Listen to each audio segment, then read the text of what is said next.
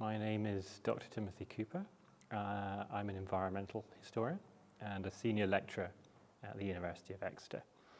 And my interests really kind of encompass what I think of as everyday people's relationship to the natural world, how they relate to that in terms of their politics, culture, things they want to change. I'm Ella Frears. I'm a poet and a writer and sometimes visual artist.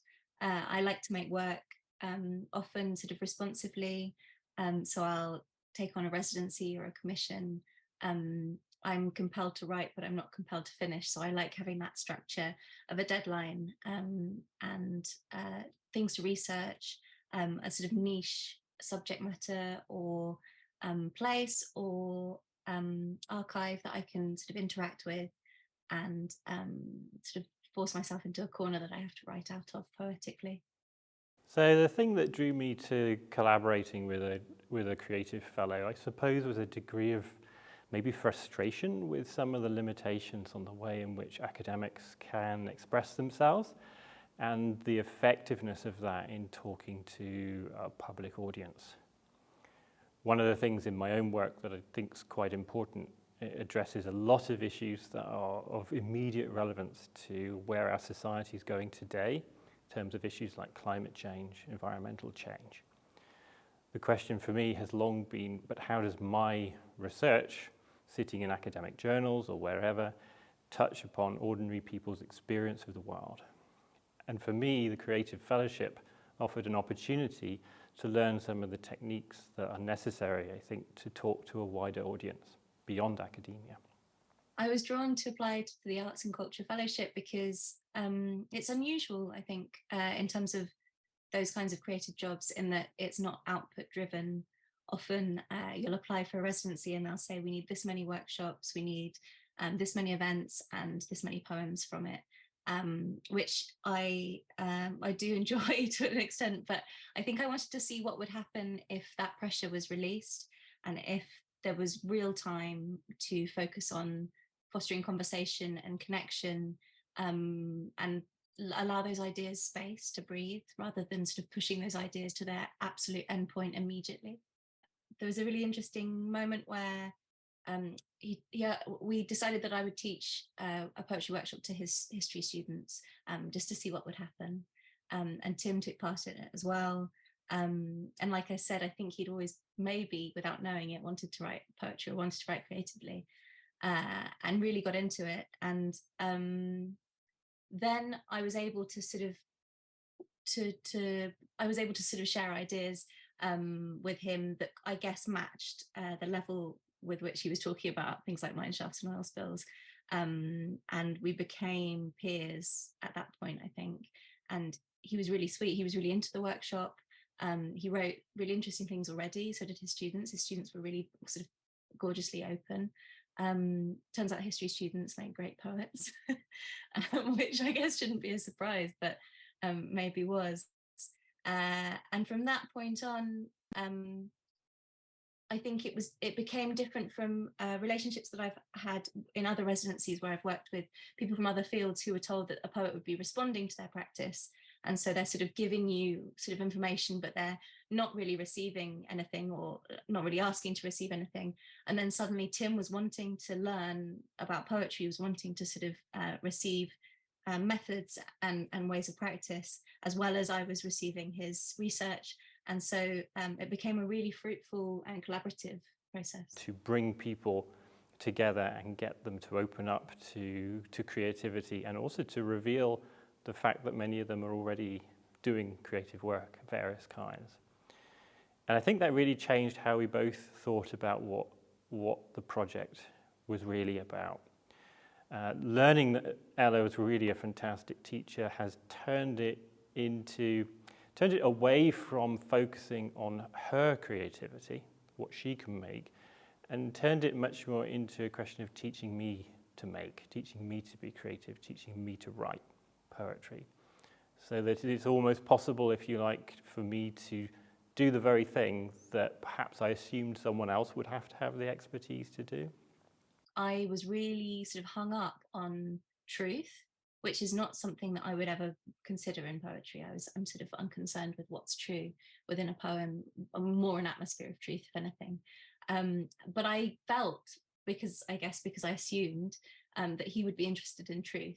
And so I was talking to him a lot about whether I thought something that someone had remembered had happened, whether they were making it up. And Tim said, I don't know why you keep focusing on the truth. It's not important whether it happened. It's important whether they wanted it to be true, whether they think that why they think it happened. And it just completely blew my mind, because I think I'd thought of history, and wrongly, as this sort of linear thing where we sort of make accounts. And of course, I knew that those accounts could be biased and can be sort of unreliable. But I hadn't thought of a historian not really being too bothered about what actually happened, and more interested in what this oral history is as a record. And that felt deeply sort of interesting from a poetic standpoint. So over time, during the project, I've really come to understand that poetry and creative practice is not just a question of communication to an audience. It can actually contribute directly to my own process of creativity, of research, of generating ideas, and most importantly, of really focusing on and making ideas clear in your own mind. So as we've developed the project, and as I've started to write poetry myself, I've become much more conscious of the things that I'm trying to achieve in my own research work. And that's a very unexpected outcome for me. It was a weird coincidence that we were both in Italy at the same time, and kind of lovely, because I ended up getting the train to Venice and visiting him where he had his fellowship. And we had cicchetti and wine and sat by the canal and talked about history, about oral histories, and about poetry. And that to me is like possibly the best my job has got. It was really luxurious, sort of felt really cerebral and beautiful.